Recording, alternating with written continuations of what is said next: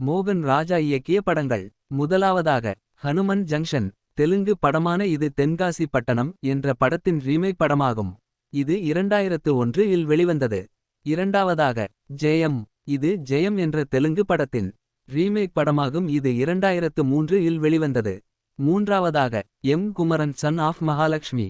இது அம்மா நான்னா ஓ தமிழா அம்மாயி என்ற படத்தின் ரீமேக் படமாகும். இது 2004 இல் வெளிவந்தது. நான்காவதாக சம்திங் சம்திங் உனக்கும் எனக்கும். இது நூ ஒஸ்தான்டே நேனோட்டாண்டனா எனும் தெலுங்கு படத்தின் ரீமேக் படமாகும். இது 2006 இல் வெளிவந்தது. ஐந்தாவதாக சந்தோஷ் சுப்பிரமணியம். இது பொம்மரிலு என்ற தெலுங்கு படத்தின் ரீமேக் படமாகும். இது 2008 இல் வெளிவந்தது. ஆறாவதாக தில்லாலங்கடி. இது கிக் என்ற தெலுங்கு படத்தின் ரீமேக் படமாகும். இது 2010 இல் வெளிவந்தது. ஏழாவதாக வேலாயுதம். இது ஆசாத் என்ற தெலுங்கு படத்தின் கதையின் கருவை வைத்து எழுதப்பட்ட படம். இது 2011 இல் வெளிவந்தது. எட்டாவதாக தனி ஒருவன். இது அவரே கதை எழுதி திரைக்கதை அமைத்து இயக்கிய படம். இது 2015 இல் வெளிவந்தது. ஒன்பதாவதாக வேலைக்காரன். இது 2017 இல் வெளிவந்தது.